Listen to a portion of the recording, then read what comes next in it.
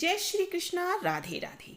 हम आपको सुनाने वाले हैं माघ महात्म्य के आगे का अध्याय। आज हम आपको एक साथ 4 से 5 अध्याय सुनाने जा रहे हैं, क्योंकि बीच में कुछ काम पड़ने की वजह से मैंने माघ महात्म्य की वीडियो को रिकॉर्ड नहीं कर पाया था। इसीलिए आज मैं आपको आगे की कथा सुनाने जा रही हूँ। तो वीडियो को ज़्यादा से ज़्यादा लाइक कीजिए, कमेंट कीजिए और बताइएगा आपको ये वीडियो कैसी लगी, ये कथा कैसी लगी। सुनिएगा ज़रूर। पिछली वीडियो में हमने आपको माघ मास महात्म्य का 22 अध्याय सुनाया था। आज हम आपको 23 अध्याय सुना रहे हैं। लोमस ऋषि कहने लगे कि जिस पिशाच को देवदूति ने मुक्त किया था वह पहले द्रविड़ नगर में चित्र नाम वाला राजा था। वह बड़ा सूरवीर, सत्यपरायण तथा पुरोहितों को आगे करके यज्ञ आदि करता था। दक्षिण दिशा में उसका राज्य था और उसके कोष धन से भरे हुए थे। उसके पास बहुत से हाथी, घोड़े और रथ थे। वह अत्यंत शोभा को प्राप्त होता था। बहुत सी स्त्रियों के साथ वह क्रीड़ा करता था और अनेक यज्ञ उसने किए थे। वह नित्य अतिथियों की पूजा करता और शस्त्र विद्या में निपुण था। ब्रह्मा, विष्णु, महेश तथा सूर्य की पूजा वह सदैव किया करता था। वह जंगल में भी स्त्रियों से घिरा हुआ क्रीड़ा किया करता था।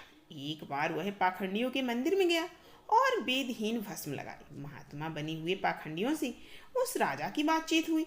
पाखंडियों ने कहा कि हे राजन, शैव धर्म की महिमा सुनो। इस धर्म के प्रभाव से मनुष्य पाप को काटकर मुक्त हो जाता है। सब वर्णों में शैव मत ही मुक्ति देने वाला है। शिव की आज्ञा के बिना दान, यज्ञ और तपों से कुछ नहीं बनता। शिव का सेवक होकर भस्म धारण करने, जटा रखने से ही मनुष्य मुक्त हो सकता है। जटा धारण करने तथा भस्म लेपन से ही मनुष्य शिव के समान हो जाता है। इसके बराबर कोई पुण्य नहीं है।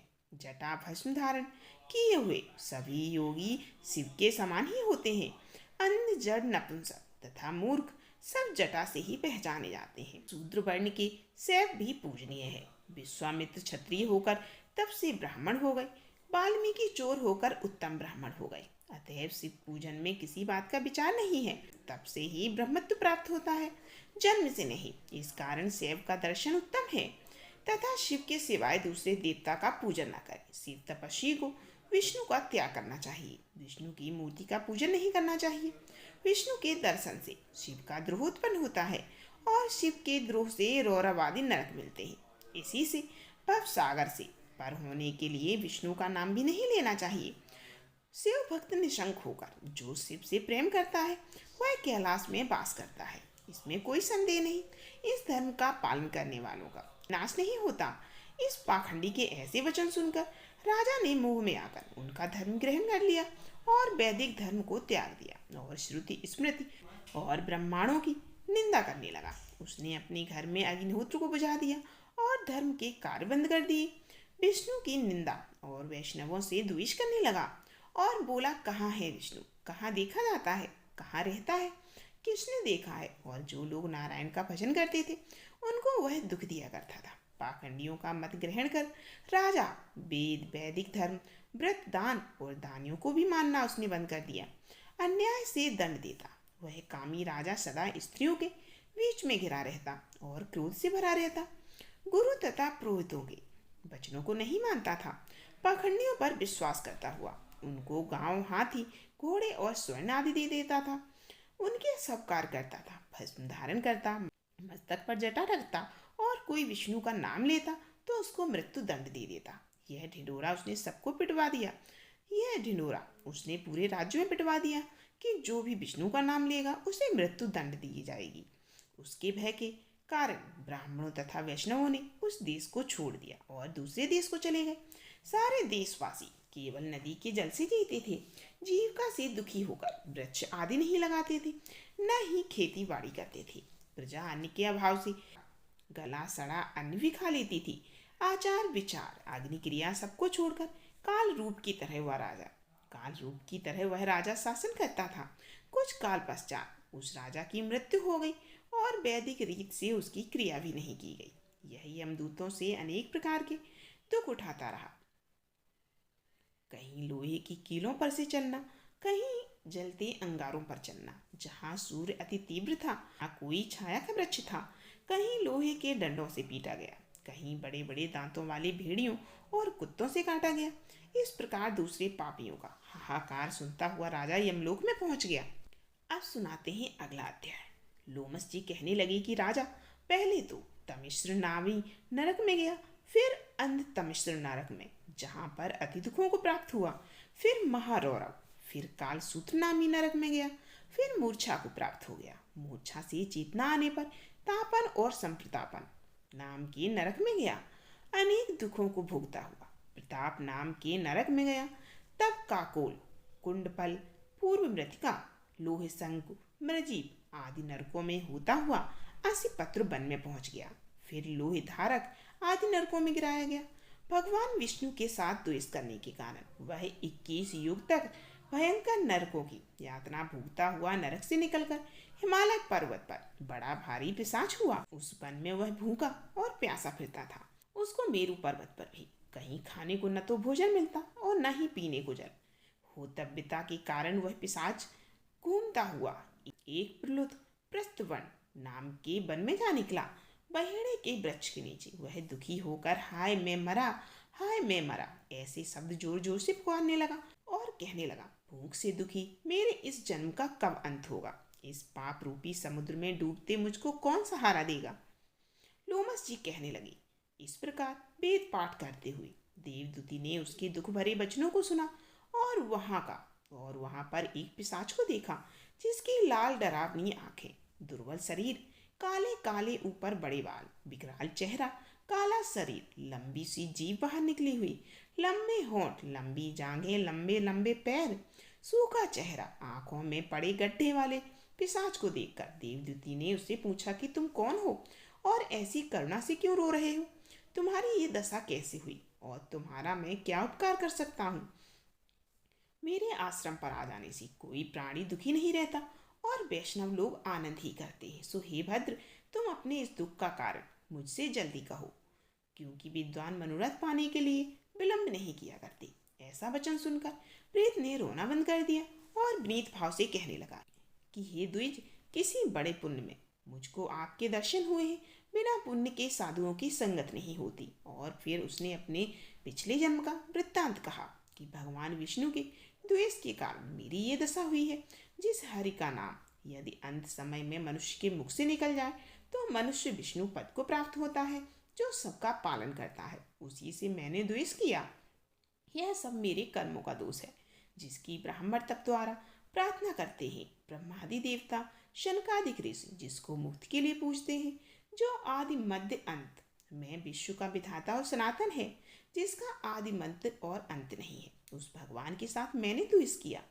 जो कुछ पुण्य मैंने पहले जन्म में किए थे, वह सब विष्णु की द्वेष रूपी अग्नि में भस्म हो गए।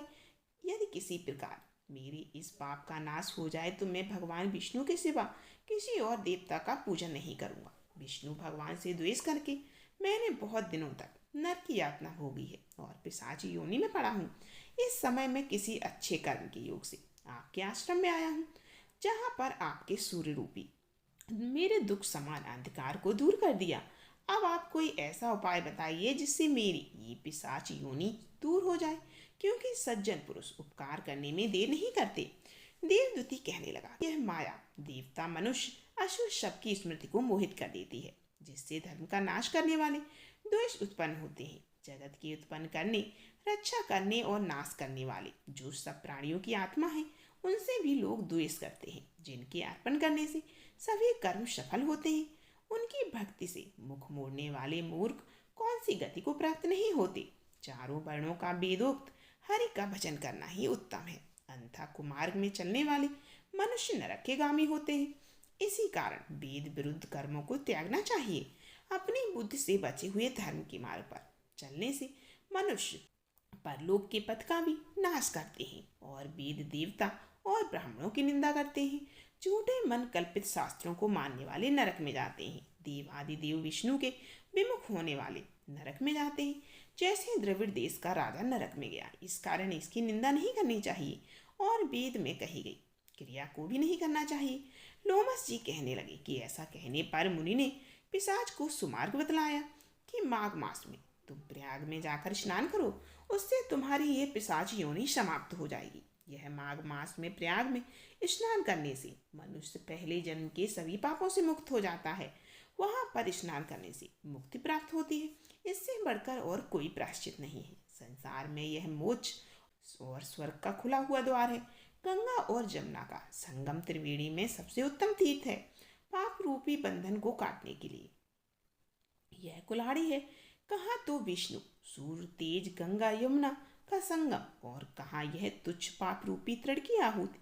जैसे घने अंधकार को दूर करने वाला शरद का चंद्रमा चमकता है, उसी तरह संगम के स्नान से मनुष्य पवित्र हो जाता है। मैं तुमसे गंगा यमुना के संगम का वर्णन नहीं कर सकता, जिसके जल की एक बूंद के स्पर्श से केरल देश का ब्राह्मण मुक्त हो गया। ऋषि के ऐसे वचन सुनकर प्रेत के मन में शांति उत्पन्न हो गई, मानो वह सभी दुखों से छूट गया। प्रसन्नता से उसने विनय पूर्वक ऋषि से पूछा, अब सुनाते हैं आपको आगे का अध्याय। पिशाच कहने लगा कि हे मुनि, केरल देश का ब्राह्मण किस प्रकार मुक्त हुआ, यह कथा कृपा करके विस्तार पूर्वक कहिए। देवदूती कहने लगा, केरल देश में बासु नाम वाला एक वेद पारंगत ब्राह्मण था। उसके बंधुओं ने उसकी भूमि छीन ली, जिससे वह निर्धन और दुखी होकर अपनी जन्मभूमि त्याग कर देश विदेश में घूमता। किसी व्याधि से ग्रस्त होकर मृत्यु को प्राप्त हो गया। उसका कोई बांधव न होने के कारण उसकी और वैदिक क्रिया नहीं हुई और न ही उसका दाह संस्कार किया गया। इस प्रकार क्रिया के लोप होने से निर्जन वन में वह प्रेत होकर चिरकाल तक फिरता रहा।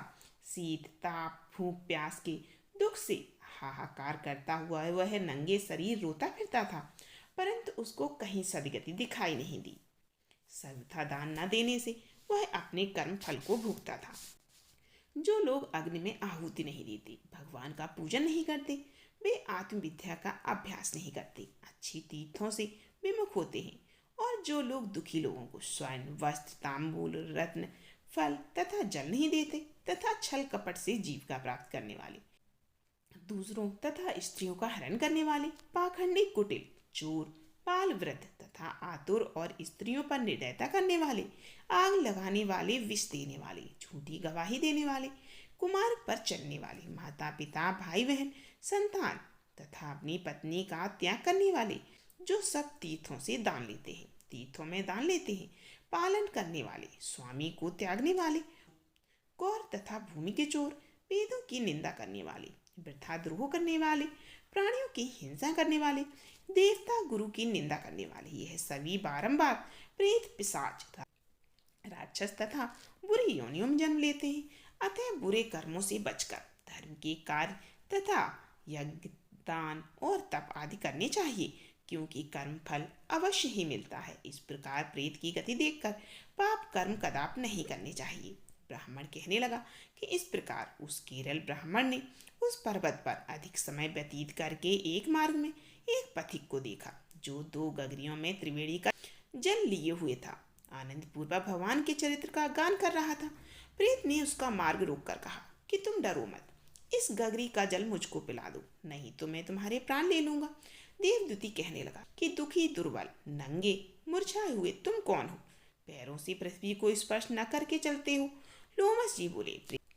प्रेत यह वचन सुनकर कहने लगा कि मेरे ऐसा होने का कारण सुनो। मैंने कभी ब्राह्मणों को दान नहीं दिया, अत्यंत लोभी क्रियाहीन, दूसरों के अन्न से पलने वाला था। मैंने कभी किसी को भिक्षा नहीं दी, न दूसरों के दुख से दुखी हुआ। प्यासे प्राणियों को कभी मैंने जल नहीं पिलाया। मैंने कभी छाता जूता दान नहीं दिया, न किसी को जल का पात्र पान या औषधि ही दी, न मैंने अपने घर में कभी किसी अतिथि को ठहराकर उसका सत्कार किया। अंधे वृद्ध अनाथ और दीनों को मैंने कभी अन्न से संतुष्ट नहीं किया, और न ही किसी रोगी को मुक्त किया। न कभी ब्राह्मणों को दान दिया, न कभी अग्नि में हवन किया। वैशाख आदि मास में किसी को ठंडा जल तक नहीं पिलाया। न ही मैंने बड़ या पीपल का कोई वृक्ष लगाया, न किसी प्राणी को बंधन से छुड़ाया। कभी कोई व्रत करके अपने शरीर को नहीं सुखाया। इस कारण मेरा पूर्व जन्म सब बुरे कार्यों में ही व्यतीत हुआ। मेरे पूर्व जन्मों के कर्मों से ही मेरी यह गति हुई है। इस वन में व्याघ्र भेड़ियों से बचा हुआ मांस तथा जंतुओं के खाने से गिरे हुए फल, वृक्षों पर लगे हुए सुंदर फल तथा झरने का सुंदर जल सभी मिलते हैं, परंतु देव इच्छा से मैं कुछ नहीं खा सकता। सर्प की तरह केवल पवन भक्षण करके जीवन व्यतीत कर रहा हूँ। बल बुद्धि मंत्र पुरुषार्थ से लाभ हानि सुख दुख विवाह मृत्यु जीवन भोग रोग तथा वियोग में केवल भाग्य ही कारण होता है। कुरूप मूर्ख कुकुर्मी निंदित तथा पराक्रम से हीन मनुष्य ही भाग्य से ही राज भोगते हैं। काने लूले लंगड़े नीतिहीन निरूण नपुंसक भाग्य से ही राज को प्राप्त करते हैं। पर्वत पर भी बलवान राक्षस पिशाच रहते हैं, जिनमें से कभी कभी कोई कोई कहीं कहीं वन में फिरते हुए अपने कर्म के अनुसार अन्य जल प्राप्त करते हैं। परंतु आपको उनका भय नहीं होना चाहिए, क्योंकि धर्मात्मा पुरुषों की उनकी पवित्रता ही रक्षा करती है। उनकी पवित्रता ही रक्षा करती है। ग्रह नक्षत्र देवता सर्वथा धर्मात्माओं की रक्षा करते हैं। यह पिशाच आप जैसे भक्ति की तरफ आंख उठाकर भी नहीं देख सकते। जो नारायण भगवान की भक्ति से पवित्र रहता है, उसको प्रेत पिशाच पूतना कोई बाधा नहीं दे सकती। भूत बेताल पिशाच गंधर्व काकिन साकनी ग्रह रेवती यज्ञ मात्र ग्रह भयंकर ग्रह कृत्या सर्प कुष्मांड तथा दूसरे दुष्ट जंतु पवित्र वैष्णव की तरफ देख भी नहीं सकते। जिसके जीवा पर गोविंद का नाम हृदय में वेद तथा श्रुति विद्यमान है, जो पवित्र और दानी है, उनको कभी वह नहीं हो सकता। हे ब्राह्मण, इस प्रकार कर्मों का फल भोगता हुआ मैं यहाँ रहता हूँ, ऐसा सोचकर मैं शोक नहीं करता। एक बार मैं जम्बालनी नदी के किनारे पर गया था। वहां पर घूमते हुए मैंने सारस के वचनों को सुना था। अब सुनाते हैं अगला अध्याय। पथिक कहने लगा कि हे प्रेत, तुमने सारस के वचन किस प्रकार और क्या सुने, सो कृपा करके कहिए। प्रेत कहने लगा कि इस वन में कुहरा नाम की नदी पर्वत से निकली है। मैं घूमता घूमता उस नदी के किनारे पहुंचा और थकावट दूर करने के लिए वहां ठहर गया। उसी समय लाल मुख और तीखे दांतों वाला एक बड़ा बंदर वृक्ष से उतरकर जल्दी से वहां पर आया और वहां एक सारस सोया हुआ था। उस चंचल बंदर ने कई एक पक्षियों को देखकर उस सोए हुए सारस को दृढ़ता से पैरों से पकड़ लिया और तो सब पक्षी उड़कर वहां से चले गए। परंतु सारसी भयभीत होकर विलाप करती हुई वहीं रुक गई। नींद के दूर होने तथा भय से नेत्र खोलकर सारस ने बंदर को देखा और मधुर वाणी से कहने लगा, हे बंदर, तुम बिना अपराध मुझको क्यों दुख देते हो? इस संसार में राजा भी केवल अपराधियों को ही दंड देता है। तुम्हारे जैसे श्रेष्ठ प्राणी किसी को पीड़ा नहीं देते। हम अहिंसक और दूसरे के कर्मों को नहीं देखते। जल की काई खाने वाले, आकाश में उड़ने वाले, वन में रहने वाले, अपनी स्त्री से प्रेम करने वाले, दूसरों की स्त्री को त्यागने वाले, दूसरों की बुराई से दूर रहने वाले, चोरी न करने वाले, बुरों की संगत से वर्जित, किसी को कष्ट न देने वाले, सो इस प्रकार मुझ निरपराधी को हे बंदर छोड़ दो। मैं तुम्हारे पहले जन्म की वृत्तांत जानता हूँ। यह वचन सुनकर वह बंदर उसको छोड़कर दूर बैठ गया और कहने लगा कि तुम मेरे पूर्व जन्म के वृत्तांत को कैसे जानते हो? तुम अज्ञानी पक्षी हो और मैं वन वन में घूमने वाला हूँ। सारस कहने लगा, मैं अपनी जात की स्मृति के बल से तुम्हारे पूर्व जन्म का सब वृत्तांत जानता हूँ। तुम पूर्व जन्म में विंध्य पर्वत के राजा थे और मैं तुम्हारे कुल का पूज्य पुरोहित था। तुम राजा होकर अपनी प्रजा को पीड़ा दिया करते थे। विवेकहीन तुमने बहुत सा धन इकट्ठा किया, सो बानर प्रजा की पीड़न रूपी अग्नि की ज्वाला से पहले ही तप चुके हो। पहले तुम कुंभी पाक नरक में गिराए गए। तुम्हारे शरीर को नरक में 3000 वर्ष बीत गए। फिर नरक से निकलकर बचे हुए पापों के कारण इस बंदर की योनि में आए हो और अब तुम मुझे मारना चाहते हो। पूर्व जन्म में तुमने ब्राह्मण के बाग से लूटकर बलपूर्वक फल खाए थे। उसका यह भयंकर फल हुआ कि तुम बानर और वनवासी हुए। प्राणी अवश्य अपने किए हुए कर्मों को भोगता है, इसको देवता भी नहीं हटा सकते। इस प्रकार मैं सारस का जन्म लेकर भी अज्ञान से मोहित नहीं हुआ। इतनी कथा कहकर बानर कहने लगा कि यदि ठीक ही जानते हो तो बताओ तुम पक्षी कैसे हुए? सारस कहने लगा, मेरी ये दुर्गति का कारण भी सुनो। तुमने नर्मदा नदी के किनारे पर सूर्य ग्रहण के समय बहुत से ब्राह्मणों के निमित्त 100 ढेर अन्न के दान दिए थे।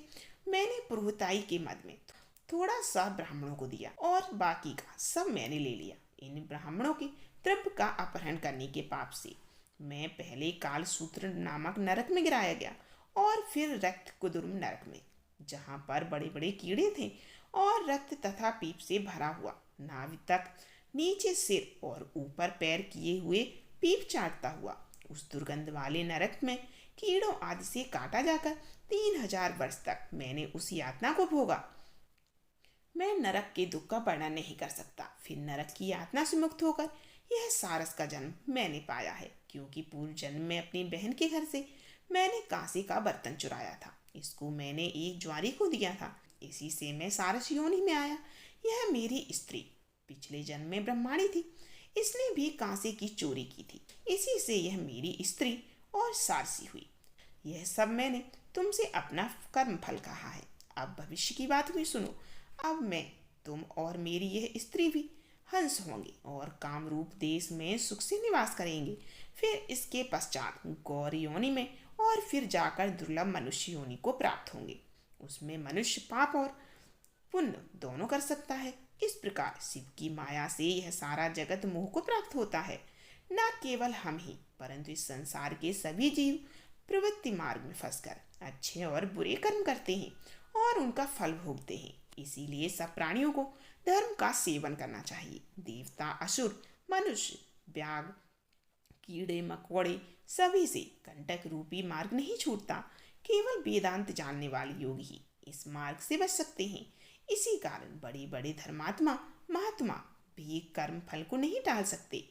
उपाय से तथा बुद्धि से कोई भी इसको नहीं बदल सकता। तुम पहले राजा थे, फिर नरक में गए, अब बंदर की योनि में वन वन में फिरते हो और फिर भी ऐसा ही जन्म पाओगे। ऐसा विचार कर आनंद पूर्वक और धैर्य धरकर विचरते हुए काल की प्रतीक्षा करो। तब बानर ने कहा कि पहले जन्म में मैं तुम्हारी पूजा करता था और अब तुम मुझको प्रणाम करते हो। तुम जाति के स्मरण से मेरे पूर्व जन्म के वृत्तांत को जानते हो।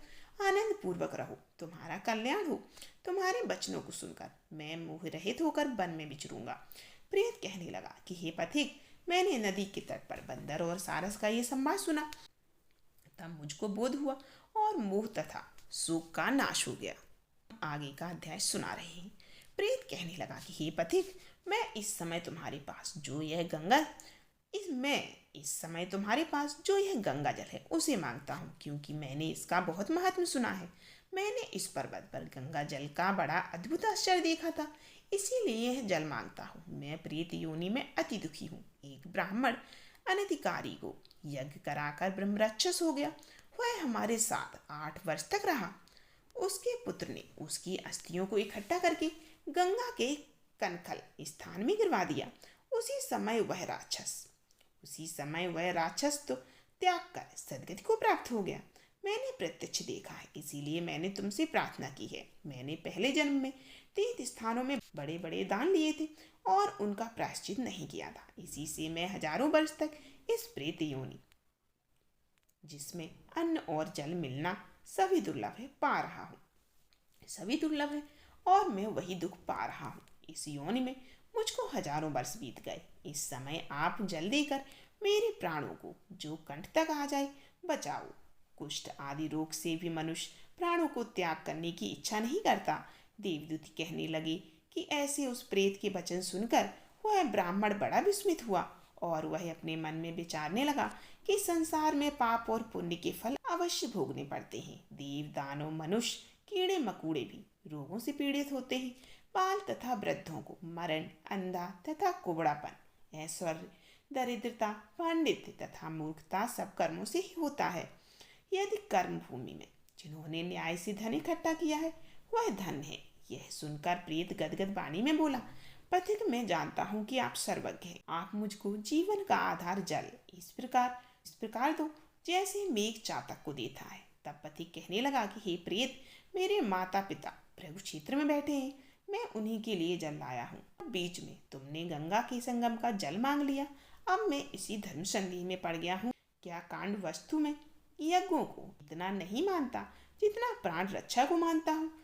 इसीलिए प्रेत को जल देकर तृप्त करके माता पिता के लिए फिर जल लाऊंगा।